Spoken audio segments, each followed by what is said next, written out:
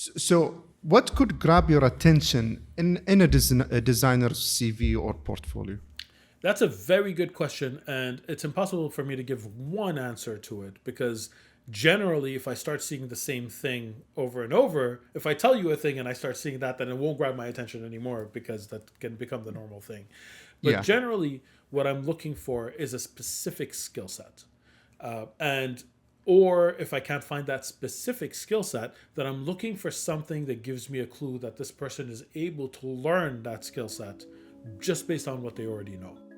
السلام عليكم، يعطيكم العافية وحياكم الله في الحلقة 48 من بودكاست منير. ضيفنا اليوم كان أسامة دورياس. أسامة جيم ديزاينر اشتغل في شركات كبيرة زي جيم لوفت، يوبي سوفت وورنر براذرز، وحاليا يشتغل كسينيور بارتنر ريليشنز مانجر في يونيتي، وأيضا يدرس في دوسن كوليدج. فالحلقة تكلمنا عن شغلات كثيرة زي إنه قصته وكيف دخل عالم الجيم ديزاين. أيضا تكلمنا عن البورتفوليو حق الجيم ديزاينرز، لأن هذه الشغلة ما كنت فاهم منها. مثلا أنا 3D artist، عندي art station، هذا البورتفوليو مالي. بس كان سؤال إنه بالنسبة للجيم ديزاينرز كيف ممكن يعرضون أو إيش البورتفوليو مالهم بالضبط. وأيضا تكلمنا عن مسؤوليات الجيم ديزاينر. طريقة أسامة وفي الحوار جدا رائعة. طريقته كيف أخذ أسئلة البسيطة وحولها إلى أجوبة معقدة كانت جدا رائعة صراحة. أنا جدا استفدت وجدا استمتعت مع أسامة. أتمنى أنكم تستمتعون. لا تنسون لايك والشير والسبسكرايب. Osama, how are you? I'm doing great. How are you doing, Muneer? I'm good. I'm fine. I'm honestly, I'm very happy to have the second member of the Habibis. I had Fawzi before. Yes. And now you, Osama. I mean, thank you so much for giving us the time. I know you're so busy. Thank you very much for being so accommodating. It must not have been easy to book me, but I really appreciate your patience. And inshallah, one day you'll collect the third member of the Habibis and have the full set. hopefully in the future. So anyway, I want to get one thing out of the way first. I know a lot of people are going to ask, our names are in Arabic, and why the hell we are talking in English? So can you tell us? Yes, actually, about that? It's a funny story because my name in Arabic is not very similar to my name in English. It's Osama, and my family name, because there are no family names in Iraq, right? So when my dad specifically went to do the census, all his brothers, all his sisters, all ended up with different last names. Most of my family, the extended family's last name is Al-Yasiri. Mm-hmm. And we ended up with Dorias, which is a badly written form of Idris, which is my father's name. Interesting. So it's actually, it's my name now. All my legal documents have that. But we are from the Al-Yasiri family in Iraq. But some people ended up with Shamia as a last name because that's the village where we're from. And some people ended up with Muhsin as a last name because that's my grandfather's name. Because they did the census individually and asked everyone individually. And family name in Iraq back then in the 50s didn't have a meaning. It was nothing. Yeah. I understand that. But like you can't. Can you speak in Arabic?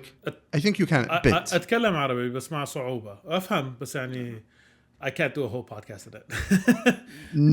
So if I got. Like if I wanted to say something in English and I couldn't, I can ask in Arabic. Yes, and then you could flip a coin and have a 50% chance of understanding. But you can give it your best shot. Hopefully. Well, my English is not that good, but I'll try to keep up with you. I left Iraq when I was a year and a half. And then moved to Canada when I was 5 years old. And my parents did their best to speak to us in Arabic just so we could keep as much of it as possible. But, after a while, it becomes really hard to hold on to that. It's not that easy. Definitely. Yeah. Especially growing up there when you're 5 years old. Yeah. So anyway, Osama, and before the podcast, I usually research my guests. And honestly, Osama, I enjoyed a lot of your interviews. Thank you. I enjoyed them so much. Thank you. Honestly. I really appreciate that. That's very kind of you to say. And you have an inspiring story, honestly. And one thing that always grabbed my attention is when someone have a totally different major than gaming. Like you're not like initially you're not from a background. You don't have a background in game design or 3D or all of that. No. And I'll let you say that. Just the question is, can you tell us about yourself and how did you get into game design and all of that? Absolutely. I'll tell you the long form of the story, and if it's taking too long, tell me and I'll skip. I'll fast forward. Please! Like I had one guest. I had one guest. His story lasted for 2 hours. Oh my God! Okay, mine is not that long. And mine is medium-sized compared to that, maybe. So when I was young, I actually used to make games when I was very young. When I was 10, 12, 11 years old, I used to make board games and card games all the time. I had a passion for it. I loved it. I used to also draw comic books. I used to like, we didn't have a camcorder, but I used to pretend that I was filming movies, set up the scene and play it out in my head. I've always had this creative urge, this creative push. And I come from a family where, from my brothers and sisters, we're 8 kids. So I have 7 siblings. 5 are engineers. So there's a lot of pressure to become an engineer. Yeah. And so every time I said I wanted to do something creative, I was pushed towards engineering. Not in a bad way. This is just like Arab culture. You know how it is, right?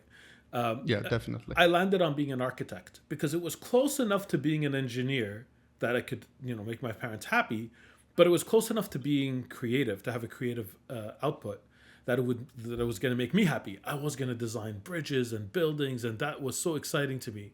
It's not the comics and the games that I wanted to make, but it was close enough and still exciting. It didn't work out. It didn't work out because very close to when I was supposed to pick a major in college, I actually had the opportunity to go to an architect firm and see how they work. And all I saw was, and this is very sad to even say it now, I saw a sea of miserable people.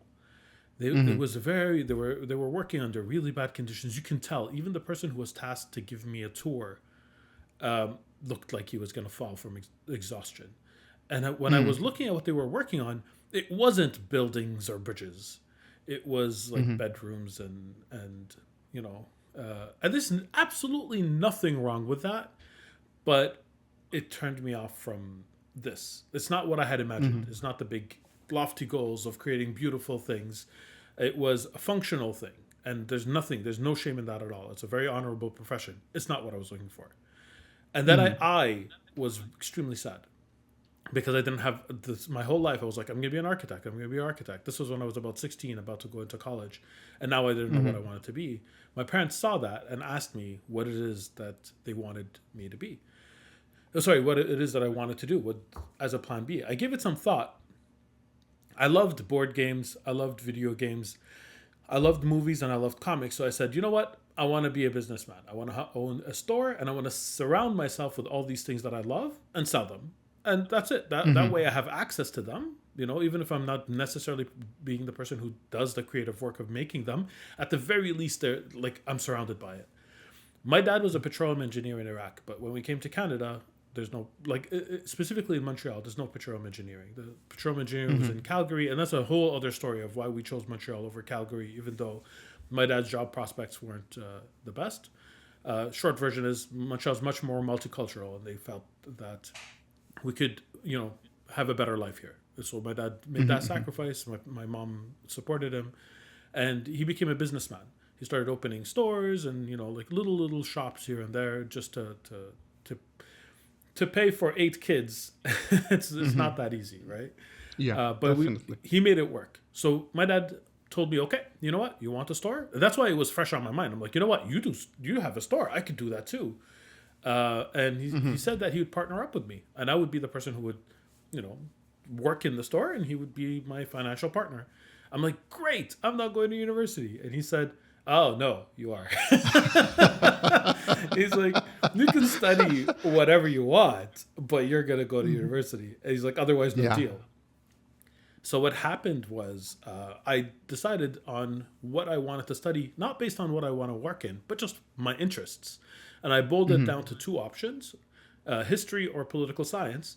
And I decided to go into political science. But I could swear to you, I had zero intention in working in anything related to political science. I just liked the subject matter. I thought it was fascinating and interesting. I had zero intentions of being a politician. And halfway through university, my dad's businesses failed.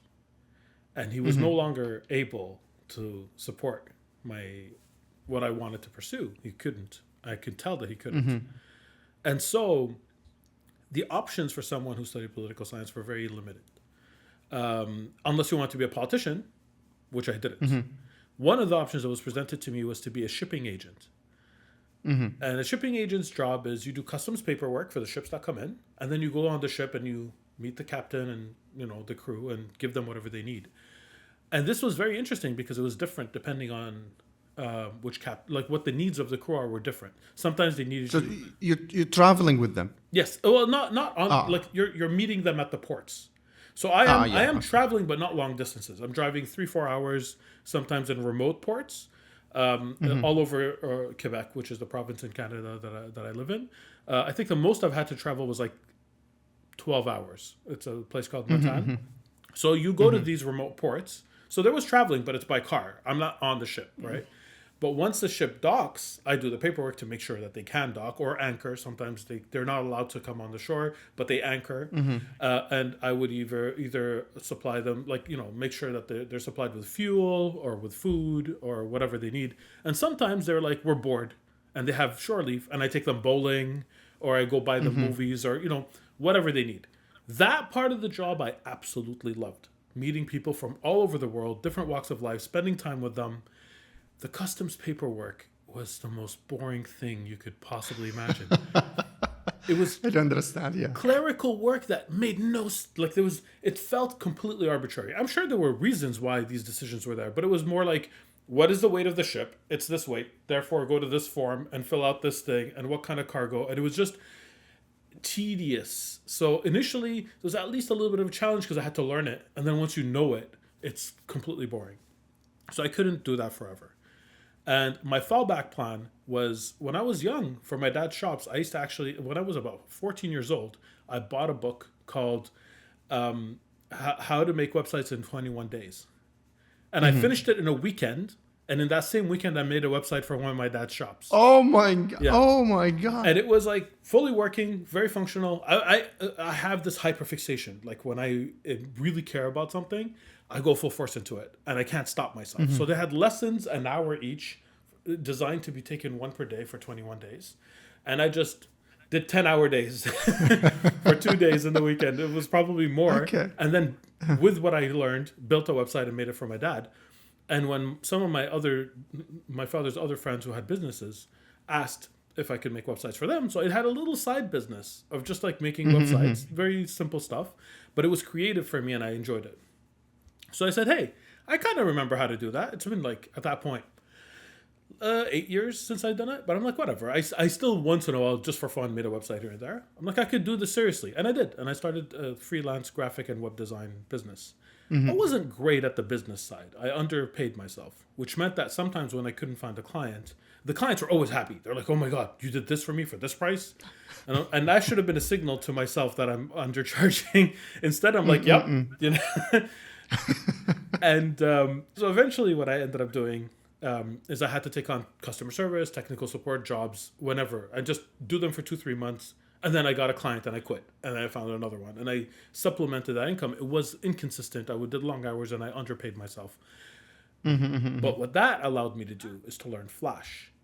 And with Flash, on like whenever I didn't have a lot of clients, it meant I could make Flash games. And that was the first time I made video games. So before I used to make board games and card games when I was young. I also used to make levels for Unreal Tournament and Duke Nukem 3D and, StarCraft or whatever had an editor. If I bought a game that had an editor, I will make levels for it.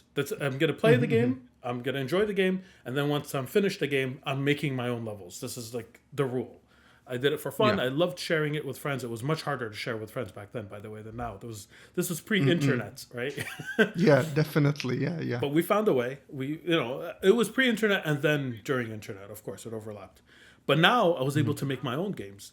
And they were all bad. I won't lie to you. All the Flash games that I made at that time were terrible because I was learning how to make the games at the same time as learning what game design was. And this was in the infancy of the internet. So like before YouTube was a thing where you had to learn by yourself. You buy books and you learn from books. There was no going to watch a tutorial. Like it didn't exist. This was pre-2006. 2006 is when YouTube came out, and 2007 and 8 was when it became popular. Just to give you an idea. This is before that time. But this is the thing. I had been at this point making games and maps and for my whole life, really. And I never considered a career in game design. And the time that I did is when one of my friends, his name is Ahmed Saad, he's a Palestinian guy. I met him playing field hockey, which is a very Canadian thing to do for two Arabs to meet playing hockey. It's probably not a reality anywhere else in the world, but it's a very, very Canadian thing. And he studied history, and we went to Concordia University together. He studied history, and he got a job as a game designer. And like he had actually a very similar path like with me. He made board games and card games when he was young, and he dabbled in making video games a little bit when he was older. He made maps for games, and when we met playing hockey, we played a few games together. And then he got a job. It was like a contract editing a game design history book because he was a history graduate at that point. And by editing that book and working with a game designer, he picked up some game design knowledge. And through that game design knowledge, he was able to create a portfolio and apply and get a job as a game designer. And when he did it, something clicked in my head. It's like seeing someone else like me being able to go that path. All of a sudden, I saw a possibility when I never even considered it before. So he helped me. I had a portfolio already. I had a whole bunch of games that I had made. I had a whole bunch of maps. But it was, like I said, bad. Because like me, I was just happy that I completed a thing and moved on to the next thing. So he helped me go through all my things, highlight the better things, and build a proper portfolio. Keeping in mind that he was still a junior designer in the industry at the time. He had like less than a year of experience working. But that was so much more than what I knew. And so much more than what was available publicly online already. Access to information is really hard back then. I cannot emphasize that enough. It's not the same as now at all. Yeah, I do understand that. Yes. So in those 6 months, he helped me like make better design documents, make better games in Flash, choose what's better in my portfolio and build a portfolio.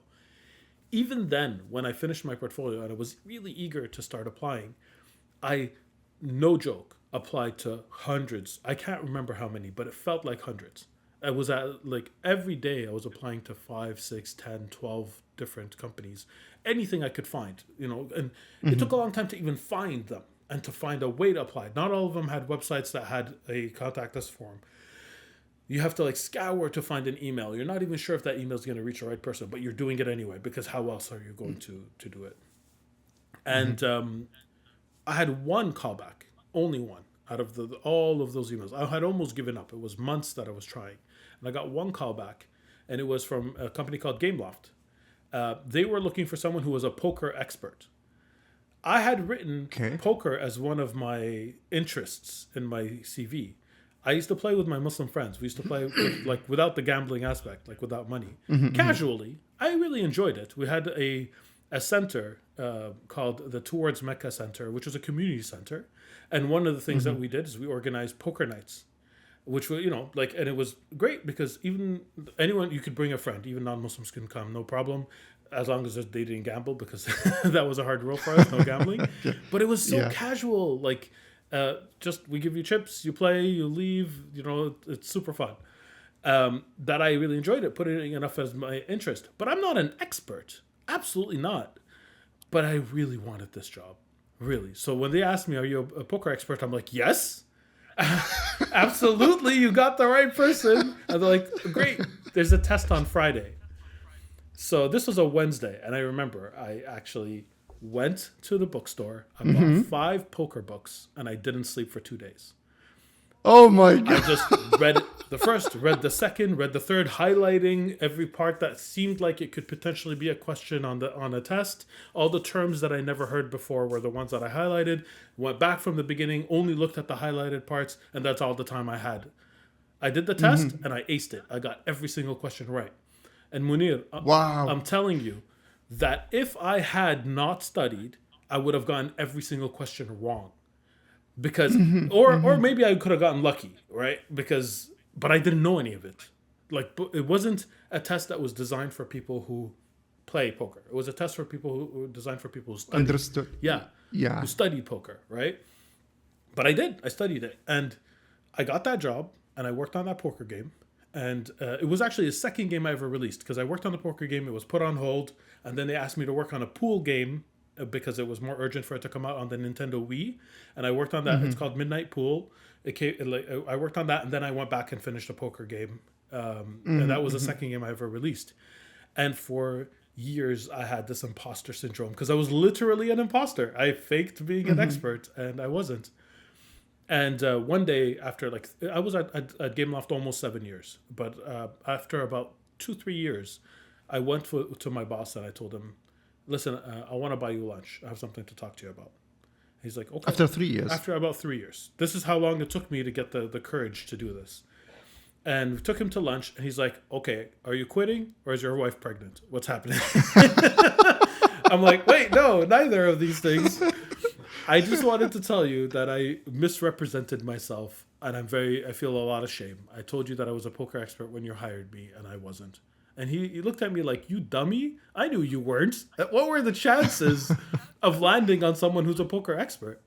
And what use do I have for someone who's only an expert in poker when I have all these other games? Like, at that point, I worked on a racing game, I worked on a shooting game, I worked on a rhythm game. He said, I didn't need someone who was a poker expert. I needed someone who could become a poker expert.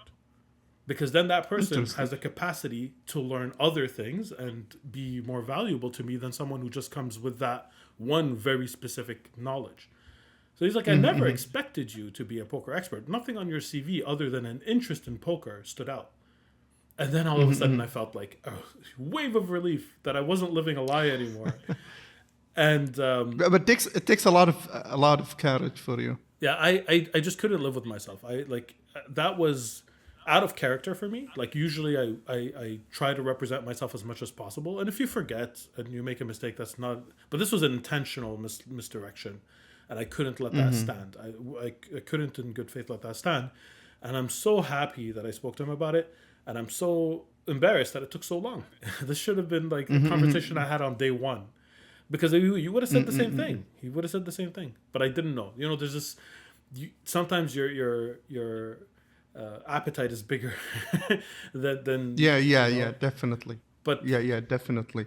That's how I got my start, actually. And wow. I've been in the industry ever since. It's about 14 years now. MashaAllah. It's a very inspiring story, honestly, Osama. I mean, every time I hear a story like this, I get excited so much. And I can't wait to get my place in the industry also. Inshallah someday. Yeah, inshallah, hopefully. You know, honestly, a lot of people have kind of similar stories. A lot of us are coming from a different background. Like I came from a medical background. You're coming from, let's call it like political science background. And I had a lot of engineers in the podcast who had a career shift eventually. And honestly, Sama, while you're talking, I wrote almost 10 questions. Wow! And I had a lot of questions in my mind. Go for it. I honestly don't know from where. It's all let's start from the top. No, before that, I want to tell you something related to game designers. I remember last year we had a Telegram group and a 3D Telegram group, and one guy saw a work I did, and he came to me and he started messaging me in the private chat, and he was telling me that we're a group of people and we have a game we're developing a game basically, and we need a 3D artist who knows how to use Substance Designer, have a basic knowledge in materials and stuff like that. So I was okay. They invited me into the group. After a couple of days, I had nothing to do with it, but they had a big fight between the character artist and the game designer. And this is the question. Maybe this is a simple situation, but this could reflect a bigger issue. And what happened is the game designer asked the character artist to have the character with the shirt on. Okay. So the character artist was okay, we'll have it. So he did all the modeling and stuff, and he submitted that character. The game designer later on, he changed his mind out of nowhere, and he said, "No shirt on." Okay. And they had a big fight about it. And the game. My point is, the game designer was saying that I am the game designer. You have to follow my commands. No. And this is an issue because game designers are always in front. I don't know a lot about game designing and game designers. So, is this really a game designer job? No. Okay, so there's a lot that you could say about this. And excuse me if that sounds stupid. No, but it absolutely does not sound stupid. I encounter situations like this all the time. I teach. I'm a professor of game design at Dawson College, so I teach game design. I see students who get into groups all the time. Sometimes they get along, sometimes they don't, and managing these expectations is very important early on. Defining roles is very important early on, because otherwise you end up with this issue, right? So the main question is, why does a game designer think that they get to decide if a character has a shirt on or not? That's the main question. Because someone has to decide. That much is clear, because there are decisions that have to be made all the time. And a game designer's decision, if you're purely talking about game design, a game designer's decisions is whatever affects the user experience in terms of gameplay. That's a game designer's decision. So if he came and said, for example, the character can't have a shirt because the weapons need to be strapped to the chest, and the character will have to be able to pull them out. I'm just making up a scenario. We'll have to pull them out in this way, and we don't have the technology to allow for cloth folding, and because of this, it would be simpler to not have a shirt. I could see an argument, but that's still a problem, because the problem should be, I need this gameplay. Make it work. And the game designer can step in if the gameplay doesn't work, because that's the ownership of the designer, is the gameplay. Now, you're missing one part of that equation, because there's also usually a creative lead of a project, right? A lot of times it falls into the game designer's jurisdiction by default, but that's not necessarily it's not a must that this has to be what it is. And even then, the creative lead has to be very specific. Why is there no shirt? Why is there a shirt? If it's just my vision is this, or my intention is a shirtless character, that's also not good enough, because you have to manage the motivation of your team. And if you give no ownership to anyone on your team, then the quality of what they deliver to you is going to be lower. Just if you're like a dictator who just comes in and says exactly this, move that pixel, change that color to this tone, without giving justification, that's not what usually the creative lead is a creative director. That is not direction, right? Direction is saying, we need these pillars. We need these major things to be touched. That's direction. Game design is specifics in terms of gameplay. I need this to function in this way. And then art is the realization of that. To a certain degree, programming is, of course, the functionality of it. So the roles are really important to define, but also there's a lot that has to be taken into account in terms of team morale and team dynamics. And anyone who says, I'm the boss and you have to do what I say, is not a person you should work with. In that situation, that's the whole argument of auteur, right? The exception to that is if that, again, is made explicit at the beginning. If this person who's deciding shirt on, shirt off is funding the entire enterprise and makes it clear that you're there only to execute on their vision, then fine. I wouldn't work in these conditions, but that's fair. If you have one person who says, look, I'm the boss, your job is I tell you jump, you say how high, and you do it, then they're going to get a caliber of person who's comfortable with that. But just being a game designer does not give you that authority by default. It's a team effort, and everybody has to share work. A game designer is not an idea person who makes decisions. That is so far removed from the truth. A game designer designs systems that work well together with the eye of the player experience in mind. That's what a game designer was. So like that's why I give the example of maybe it's about holstering weapons on the chest or something like that.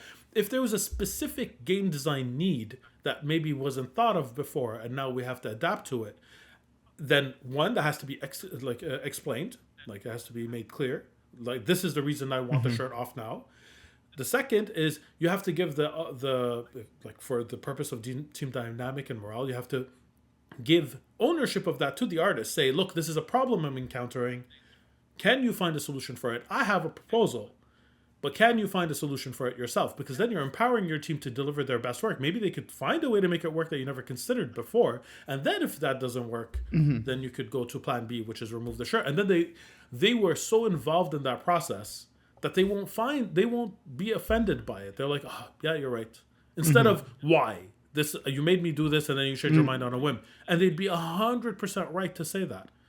Like, nobody likes redoing work, but everybody doesn't mind doing it if they have to, or if there's a good reason to. So in my opinion, in that scenario, I side with the artist. Without knowing more information, I side with the artist. No, you're not a boss just because you're a game designer. That's wrong. Yeah, like honestly, after that, a couple of days after that, I left, and I was like, that's not an environment to work. Good. And later on, I heard that the whole group actually left. Yeah, of course. Because, believe it or not, because of that T-shirt. Yeah, no, but that T-shirt is actually, it's showing you a bigger problem that would have happened along the way. Yeah. Right. That T-shirt symbolizes an imbalance of power. And it symbolizes unclear expectations of anyone on the team. So whoever made that argument actually saved the whole team a lot of trouble, because otherwise they would have gotten much deeper into the game, and then it would have been canceled for another argument. Yeah, definitely. Osama, you gave me the most interesting answer ever to this actually situation. Honestly. Another thing about game designers, I was thinking about this the other day, that as a 3D artist, I know how to create my portfolio. I know at least the foundation of data. Okay. For animators, I know how they do their demo reels and stuff like that. For a game designer, how could you do your portfolio? So it's actually an interesting question to ask, because game design is not one specialty. You could actually have many different types of game designers who have different specialties, different strengths and weaknesses. And it's extremely rare to have one game designer who's good at everything. It's possible. I've encountered a few, but it's extremely rare. Generally, this is divided into two camps. The game designers who think second to second, and the game designers who think minute to minute, hour to hour. And what I mean by that, there's the game designers that are about the feel of the gameplay. Like, it's about the movement of a character, if there's a character, for example, the speed, the twitch reflexes. That is a category of game design. Sometimes they deal with cameras, what the players are seeing, that kind of thing.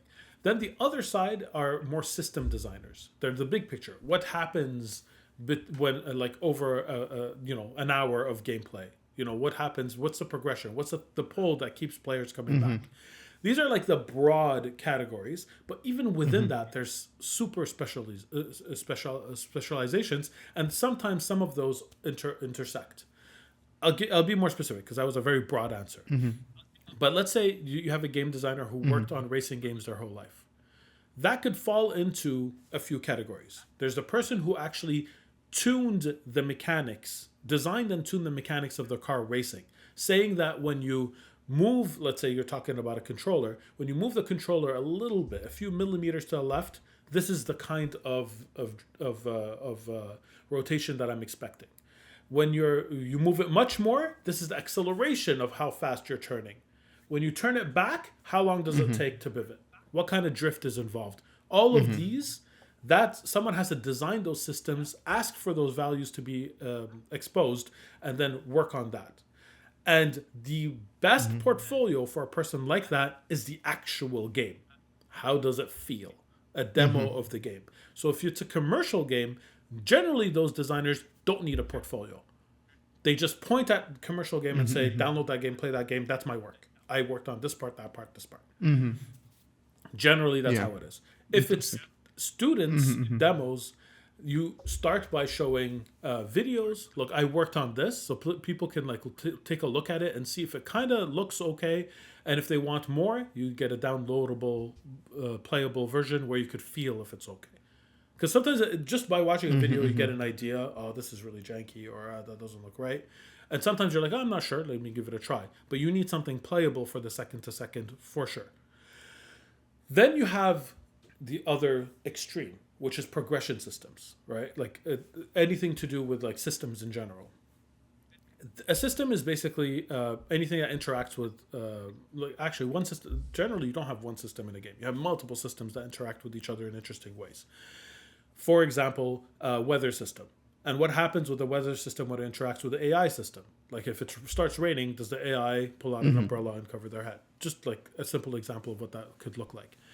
And progression systems, generally, you could show it in different ways. You can show documents. You can show an Excel sheet with numbers and how you balanced, for example, damage in characters. And you have formulas that show like when you change this value, what happens over time. If you level up a character, how does a level 10 character differ from a level 2, and what your thought process is between. You could talk it out a little bit more. Those things are actually harder to show in a game. Like it's harder you can still ask the person to download the game and play, but then they'll have to play hours and hours and hours. It's not like when you're doing a car race game where within seconds you get a feel for it. This is like they have to play through multiple progression and take notes to try to figure it out. Or you could give them the work, the cheat sheet, the Excel, to show that you know what you're doing on this level. It's always tricky. It's very hard to interview designers in general. It's always hard to have portfolio pieces. But just to show you what people are looking for in the different categories. Same thing for AI, right? If you're designing an AI. AI is still system, but it's actually an interesting one because it's a broad system that works in the second to second. So it's kind of an intersection between the two. And it's not the only one. But in AI, you could say, for example, these are the states that the AI is in. This is when it's in a fall state, and these are the abilities, or these are the actions that are possible from the fall state. This is the in a hit stun state, right? And this is what's possible in the hit stun state. This is in an attack state. This is anticipation frames. This is the recovery frames at the end. All of these stuff. It overlaps, of course, with animation because you need the visuals that go along with that. But those are states as well, right? Like what can you do? What cancels what? What's possible? You could actually show that in two ways. You could actually show the demo where it'd be like, look, play against this AI and see what they could do. Or you could actually show the flow chart of all the different states. That's one of the intersections where in the portfolio, you have more options when you're showing AI. You could, or if you have both available to you and you're able to show both, that's what your portfolio could look like. It's you have options. You could either show the flow charts and show all the work that you've done and what the intersections are and what the thought process is behind it. Or you could have a demo and say, look, this is an AI, play against them and see what I did. And you could see how they react to what you're saying. Try to break it. See, you can't break it. It worked. I did a good job. And if you can, and you show both, and you're like, this is what it looks like in the flowchart, this is what it looks like in action, then you win, right? That's the full Monty. So it's very hard to give a straight answer because game design is not one thing. Yeah. It's many different things. And when I started in the industry, they were very our teams are tiny. Like I worked on mobile games before smartphones, so we're talking about Nokia, Kyocera flip phones. Our teams are about 5 people big. So if you're the designer, you were maybe the only designer, most likely, or maybe there's one more max. So if I designed something, I had to design everything. I designed the UI, I designed the AI, I designed the menus, I designed the progression system, I designed any game feel, I designed the combat, whatever the game needed. Nowadays, designers are generally, because of the size of the team, unless you're working on small indie teams, generally you have more specialization. And a specialized portfolio will look very different than a generalist portfolio for that reason. Does that make sense? Yeah, I do understand that. Yeah, a lot. Actually, you cleared a lot of things. Because I was it's very easy to search for an animator demo reel or a 3D artist portfolio, but it's not very. It wasn't very clear for me how to search a game designer's portfolio. It wasn't clear for me actually. There's actually But another reason as you for said, that. if it's like okay, Yeah, there's another reason for that. what is that? One of the reasons for that is that generally artists within the industry, after a certain period of time, they're provided with videos or assets so they could show off their work. But most of the designers' work stay behind NDAs, and they only show it to you in private during interviews because they're not allowed to show it publicly. Oh, And that happens a lot more than you think. Like those flow charts and those Excel sheets, they're extremely rare to find them on the website of a designer. Those are things you generally more likely are able to see from student projects because they don't have NDAs, so you see like from there. But from more experienced designers, you actually see it behind the scenes. Like, you know, when you're in the interview, they bring up their laptop and they show you the thing that they're not allowed to show publicly because they don't have a choice. And once they reach a certain seniority level, they don't need a portfolio at all. Their track record speaks for themselves. Usually they get references at that point. So like that's why it's hard for you to find it online. But it exists. It's just not usually online. yeah, I don't understand that. But why though? Like it's does it? How can I say that? Is it that confidential? Does it going to hurt the company if they release that or they give them the permission to show it? I don't think it should be. A lot of times the NDAs, it's more fear. People don't want to get in trouble. They're not allowed to show anything before a game is released. That much is clear, and that there's a reason for that. But after a certain time, when a game is out, generally companies would be more lax into allowing it to be released. But at this point, they don't have a reason to. So what they usually do is they approve it on a document by document basis. Most of the times for giving talks, like the best portfolios that you could find is if you go, for example, to the GDC vault and you listen to a game designer give a talk, you'll see all the documents that they have permission now to talk about publicly that they didn't before, and you get an idea of all of these docs that are hidden behind this NDA wall. But a designer doesn't have much incentive to ask to show this information because they could show it behind. Like there's already a way that it's being it's shown behind the scenes. People understand it. They just don't want it to be public. It's not like the person looking at it in an interview will not be able to learn enough of it to be able to use it in their games anyway. But if you had put it on the website, then somebody can study it and reverse engineer it, and all the money that the company spends on this thing is going to be given for free. And you'll find indies are a lot more free with this information because it's more collaborative nature. But the bigger the company, the more incentive they have not to give away these trade secrets, and they'll only do it if they gain something in return. So if you give a talk at an event that has a lot of people who follow, there is something they get in return, which is publicity. They're like, oh, look at our designers, how smart they are, come work with us. That's what they get in return. What incentive do they have to allow designers to put it on their portfolio so that they can get a better job and lose their employee? Like it's a business case thing, and it's just, you know, it's been done this long, nobody really reevaluated it. Yeah, I do understand that. About like I want to add, since I had a talk with you I think a couple of months ago in the Arab Games conference, just a brief background, we had the chance to talk, and you took a look at my portfolio and stuff like that. You said something that grabbed my attention, that of course a lot of companies are recruiting all the time, and you said that your portfolio should be like, it should, how can I say that? It should grab the attention of the recruiter in seconds, because they only have few seconds in each portfolio, have hundreds of people applying for that job. So you're taking part of recruiting. Yes. So you're taking part of recruiting designers, animators, 3D artists, and all of that. To a certain degree, mostly designers. I see portfolios from others, but I don't make the decisions that's not my specialty, right? But designers, yes, like I hire designers. So, what could grab your attention in a designer's CV or portfolio? That's a very good question, and it's impossible for me to give one answer to it because generally, if I start seeing the same thing over and over, if I tell you a thing and I start seeing that, then it won't grab my attention anymore because that can become the normal thing. But generally, what I'm looking for is a specific skill set. Or if I can't find that specific skill set, then I'm looking for something that gives me a clue that this person is able to learn that skill set just based on what they already know. And I could give you a specific example, not for, like, it's a specific example, but it's a fictional one. I actually never recruited for someone who did exactly this. But let's say I'm looking for someone to design swimming in a game.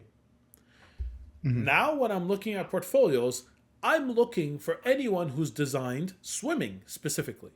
But when I look through the portfolio and I don't see swimming, I don't stop there. I glance for swimming. I'm like, is there anything that says these are the mechanics of swimming that I have? This is the flowchart of the different states of swimming that a character has. Anything related to swimming, those are the first people I'm going to reach out to because that just makes sense. Why would, like, they already know what I want them to know. They're going to be able to hit the floor running. Let's say I don't find that. What's the next step? I'm going to look for anything similar to swimming. Horseback riding, flying an airplane, something that I could be like, this is close enough. It's locomotion with a change in rules, right? But enough that I could see if someone knows how to make a plane fly, I could draw a line and be like, they know how to make someone swim.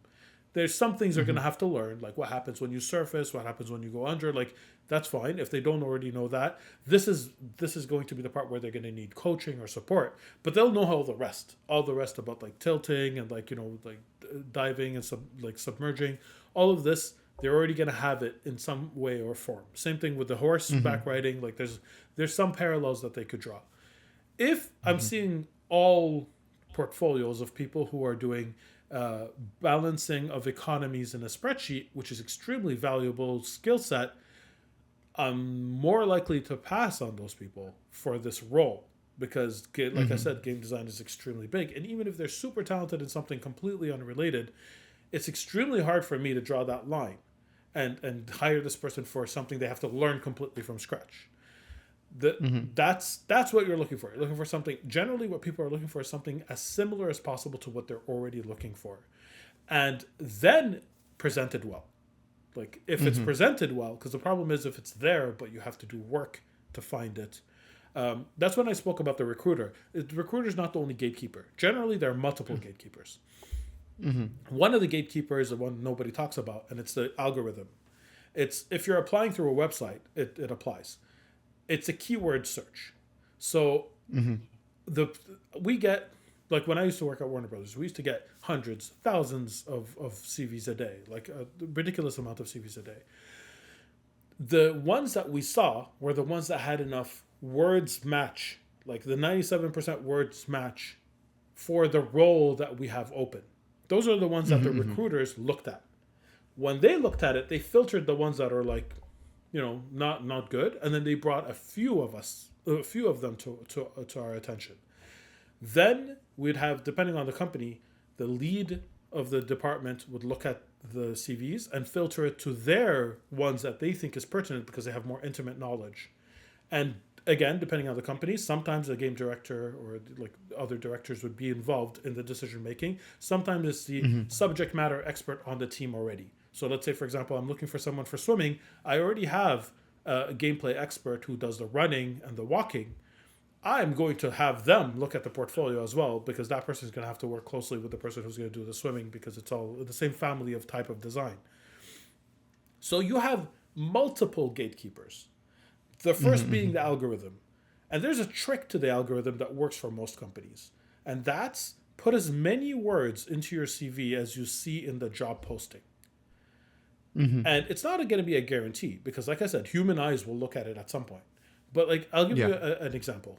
If they say Photoshop required, and you know a little bit of Photoshop, if you write some knowledge of Photoshop is better than not having it at all because that's going to bump you because the word Photoshop will appear.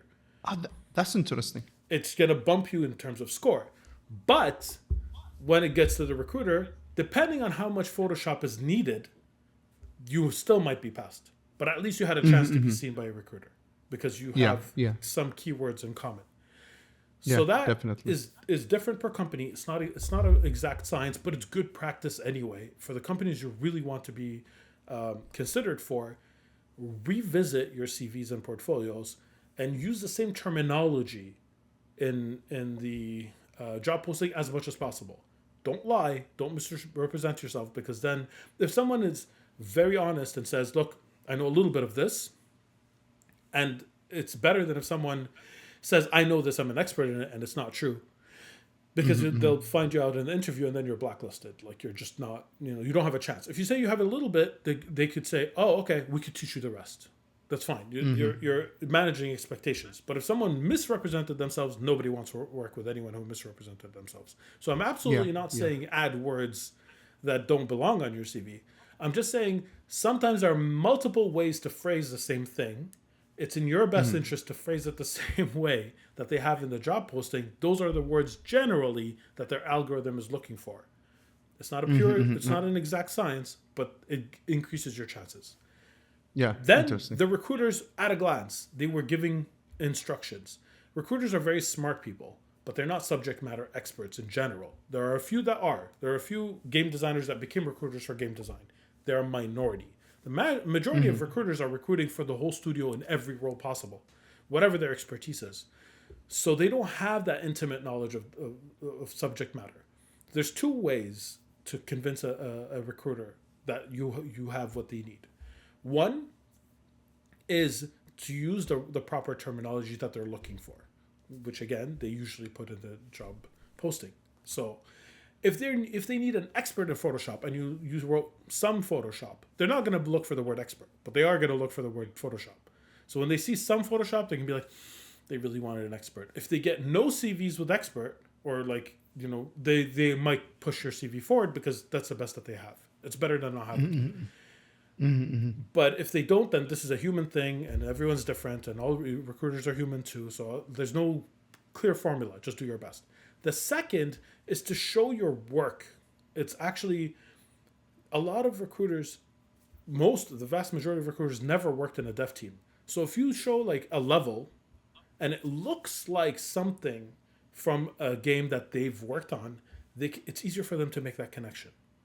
If you show it something within context, or even something behind the scenes, like if you have a 3D model and you also have a picture of a wireframe of that 3D model, it's easier for them to connect that, oh, I've seen wireframes on the screens of the people who are making the games. Yeah. That person knows how to make a game as well. Like anything psychologically where you could pull on those levers will allow you to get through the gatekeeper, number two, which is a recruiter. With the subject matter experts, whether that's the lead or the actual person who does the work or the director, there's no BSing it. What you need to do, there's no getting around it. What you need to do is represent the actual knowledge that you have. They're going to be able to scrutinize it. What you do need to do is be able to give them some information quickly and have access to more information if they need it. And by that could mean a lot of things. So let's say, for example, you have in art, I'm going to give an art example because for game design it's a little bit more complicated. But for an art example, you're showing all the 3D models, right? And then you have click me under the 3D model. When you click on the 3D model, you show the process that you went through with all the the wireframes, the UV maps, whatever it is. You're showing all the different layers that you know how to do it. And you're talking through it. Like, this is how I could do this. This is how I could do that. I know how to do this. That's valuable because at a glance, they'll look at your models and they're like, okay, but I need a poly count for characters that's about 300 triangle, whatever it is, right? You click on it and then you have that information. I'm like, oh, okay, this is like 400. We could work with that. We could do a little bit of optimization pass and it'll fit on this mobile phone that we have or whatever it is, right? That kind of information where you have it layered and not in your face. Not everything is on the main page and they have to go everything. That's going to help your case because then they're just going to give it a glance, see what's pertinent to them, then deep dive into it as much as possible and get the information that they want. It means they're not guessing because guessing can go both ways for you. Could be good or bad and you don't want to take that chance. They have that knowledge. It gives them more opportunity to ask you more detailed questions in the interview and to even get you to the interview process. So those are the gatekeepers. that you have. Yeah. The last trick I will say, and this is common knowledge, but I'm just going to say it anyway because it's part of it, is that you want to skip as many of these gatekeepers as you can. That's your path to success. If you go to a convention and you can give a recruiter your CV and your portfolio address in their hand, you're skipping the algorithm website that you have to upload to. If you meet a person on the team that you might potentially be working with, then you're going to skip the recruiter. Part. Same thing. If you meet the actual hiring manager, whether it's the leader or the director, you can skip like the recruiter part as well. The more steps you skip, the higher the chance that you're going to get proper feedback. Even if you don't get the job, at least the proper feedback of why it's interesting, what they're looking for, the actual information. Because that's going to be normally with the people who are the hiring managers more than anyone else. So I understand, yeah. You get that. It's really hard. I'm not going to try to make it easy, but you get that from direct access to the devs, which takes mentorship or networking, what have you. But if they can connect you, then you're skipping all those gatekeepers. If not, you have to acknowledge and respect those gatekeepers because that's your other path. Yeah, you understand that. It's always difficult, you know. The thing is, one of the things that everybody's talking about is networking, and you have to join, for example, join Discord services. You have to help and get help. You can ask for feedback and stuff like that, and you grow your network. And a lot of people I know who got hired just because they showed their work. Someone in Discord, they like it. They called them. They became friends. That later on, the guy showed it to his manager or art director, and he got hired. And yeah, absolutely right, Osama. I would really love to come and study under you in college. That would be amazing if you're ever in Montreal. Like we can make it happen. And that's actually really funny because a lot of the people I hire as game designers are my students. Oh, it happens very often because I get to have first contact like with them. I could see how they work, what their work ethic is like, what their creativity is like in these circumstances, and I pick the ones who I want to work with from that pool. It's never proven wrong. Like, so to me, that's a very valid way of getting inside, like, you know, the networking or mentors is through teachers in school. That's one of the questions I want to ask, but now we are on 55 minutes point. So I don't want it to take a lot of your time. I know you're tired today. Push a little bit more. Don't worry about it. Go for it. You have more questions. I have tons of questions. I'm going to prioritize them. So we can go 15 minutes more? Yes, let's do that. That sounds like a good compromise. Okay, so I'll have 3 questions. First is college. Like I ask this question a lot. College versus self-taught. So because college is expensive and not a lot of people can afford that. So what do you think about that? Many things. I have actually many thoughts on it. First of all, the college I teach in Montreal is tuition free. I authored the program and I insisted that it be tuition free, which costs like for Canadian residents it costs practically nothing. It's like $150 a year for registration, no tuition at all. For people outside of Quebec or Canada, there's a small fee, but it's still not too expensive. It's like $2,000 for the 2-year program. It's not the big fees that you're used to seeing, right? That's an incentive for me to come. Well, I would definitely look into it and see but that was something I had to insist on because one of the problems with universities, and this is going to get to my second point, colleges and universities, is that their placement rates are lower than they publicize. They will teach you game design to a certain degree, but will you get a job at the end? And the vast majority of schools, no, they actually don't have a track record. So for me, the only way, I had no way when I was creating the program at Dawson, I didn't know if we were going to be one of the ones that do place students or not.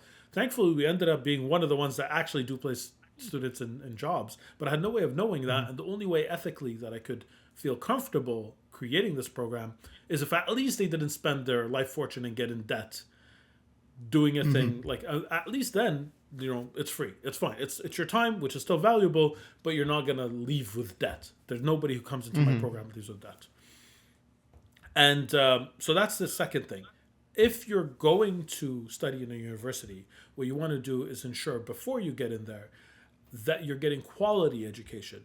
And there's the most important metric of that is, what is the placement rate? How many of the students who graduate actually get design jobs? And I didn't say industry jobs. I said design jobs, because a lot of universities cheat, and any job that a graduate gets within the industry, they count it as success, as a placement. But if you're studying game design, there's nothing wrong with being a QA person or a quality assurance tester. Nothing at all. It's a very important part of the team. But you don't need a university degree to get that job. And if you're studying game design and getting a degree to get a QA job, that's not a win. So if you are going that route, then find out, and if they guard that information, that means that's a bad sign. Find out what their placement is. And if it's something like, don't expect 100%. It's never going to be close to that. It's actually, a good school will probably have 30%, because it's a very competitive industry. And you have to be okay with spending that much money with only having a 30% chance of getting into the industry. And if you're not okay with that, then you've made up your own decision based on it.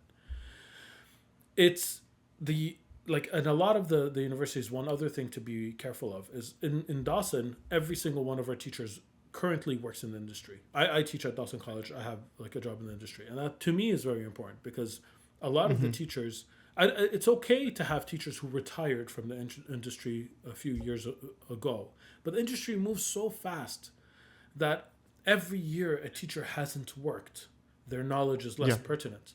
But what's even more dangerous are the graduate designers, those who've never worked in the industry.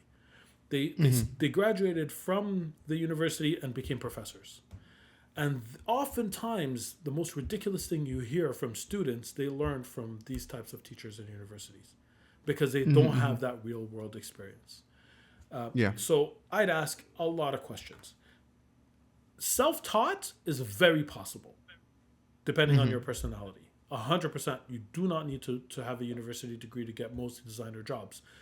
But you have to find another way to stand out, because whenever there's a tie between two applicants, if one has a university degree and one doesn't, the one with the university degree's profile is higher, just by default. So you're going to have to do extra work, like find extra contacts, like whatever it is, win an award for one of your projects, anything to stand out to equal that degree. And probably the most valuable thing you get from university is the network. And again, it's not the only way. But if you have a university where the teachers are also in the industry, then you have access to hiring managers right away. And that's invaluable. That's probably the most valuable thing. So I don't have a straight answer. It's going to depend on the personality of the person. Some people are just better learning alone. Some people are better learning in an institution. It'll depend on which universities you're considering and what their placement rates are and what kind of teachers they have and what kind of knowledge. Look at the track record. What is the most famous game made from someone who graduated from your program? Like in my program, we have graduates who went on to work at like successful indies, who started their own companies, who work at Ubisoft right now. Like we have those graduates. Ask them directly, who are your students? What percentage of them made it in the industry? And then you can make your educated decision based on all of that. Yeah. Do you know, and like, what is your advice for good resources for self-taught game designers? It's a very hard question to answer, because YouTube is the answer. You can find anything on YouTube. To be more specific than that is really hard, because like there's so many different channels. But like just to get a taste of it, there's Game Maker's Toolkit is a really good really good YouTube channel to get a good idea of the vocabulary that's used within game design. There was what is that again? It's called the Game Maker's Toolkit, I think by Mark Brown. That's a very good resource.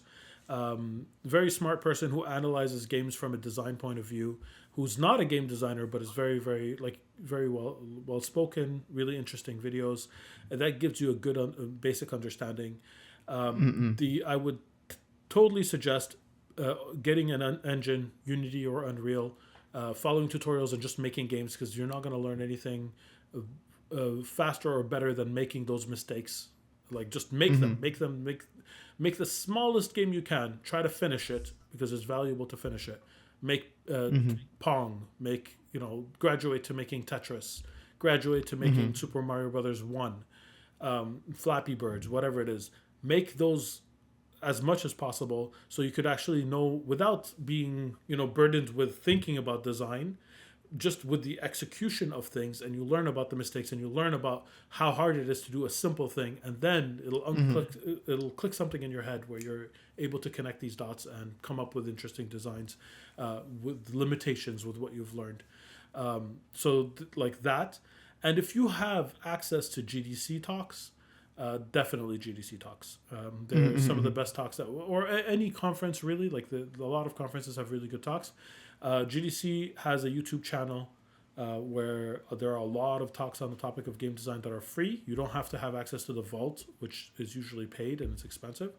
But they give a lot of talks for free. I would definitely watch those talks. You'll get a very good understanding of a lot of specifics about the games of game design.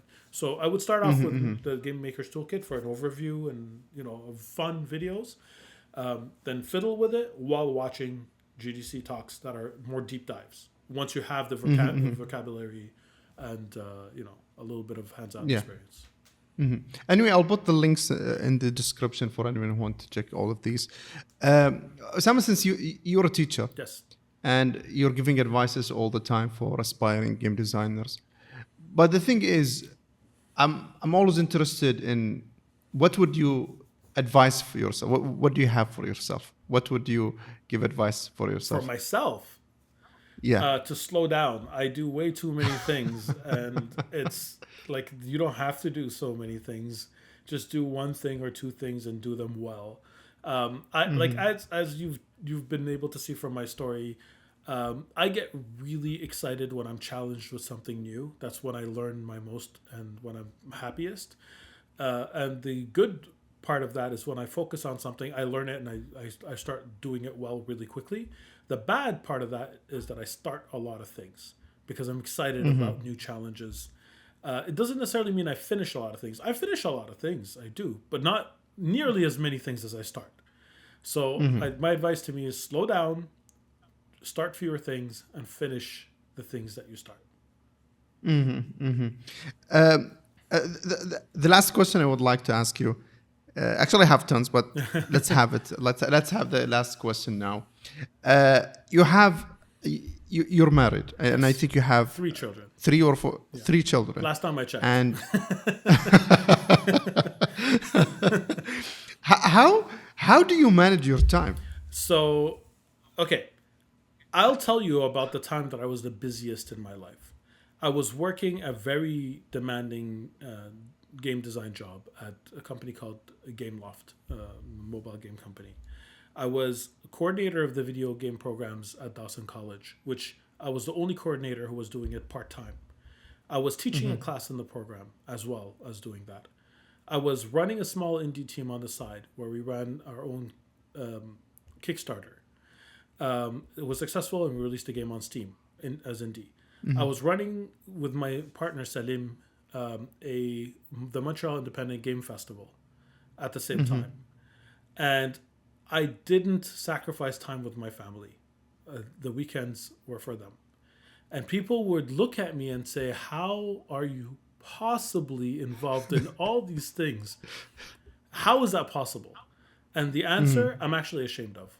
I sacrificed sleep. I used to sleep very little. And I was working, I was overlapping all the work because if something had to be done, I had to do it. It's not that I did everything extremely well. I just did it. I didn't have time to polish things or to give it a lot of thought. I just ran, execute, because class had to be given. So I'd write down bullet lists of what I wanted to talk about, show up and start talking about that. I had an outline before, so I knew what the topic was for that week. The students knew what it was, but I didn't have time to prepare detailed notes.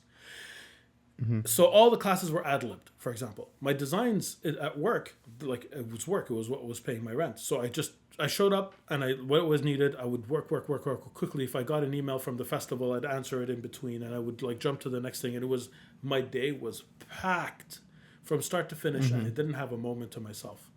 And I had a really erratic sleep schedule where I got used to it, where I would sleep maybe 4 hours in a night.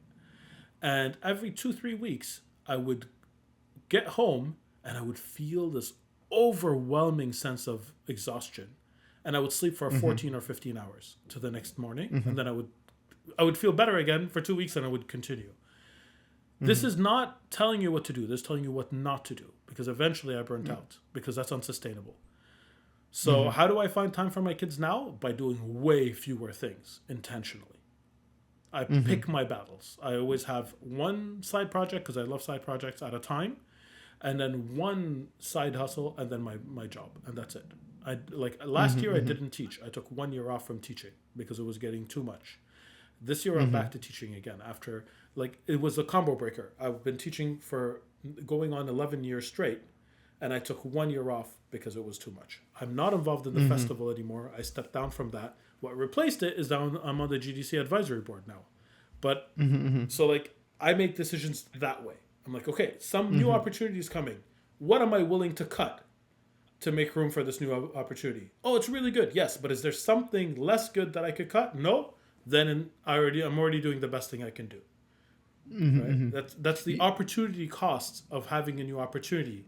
That's the thing that I had to force myself to learn. Otherwise, you kill yourself. Yeah, I do understand that, because the thing is, for me, myself now, I do a full-time job and I'm trying to learn 3D. I'm trying to get into the industry and stuff like that. So yeah, I had to sacrifice going out with my friends a lot. Yeah. And I had to sacrifice a couple of things more, and I don't understand that. I mean, and that was one of the most important questions. I highlighted that in the page. Yeah. I wanted to ask that. So yeah. Osama, anyway, thanks a lot. I know I really appreciate you giving us an hour of your time. I had a good time with you. You had interesting answers, honestly. Thank you. And just honestly, thanks for the things you're doing. It's my pleasure, and thank you for inviting me. I had a really good time as well. You're a very good conversationalist. And if you ever need me for anything in the future, you have my email. Thanks, Osama. Thanks. Take care. Thanks.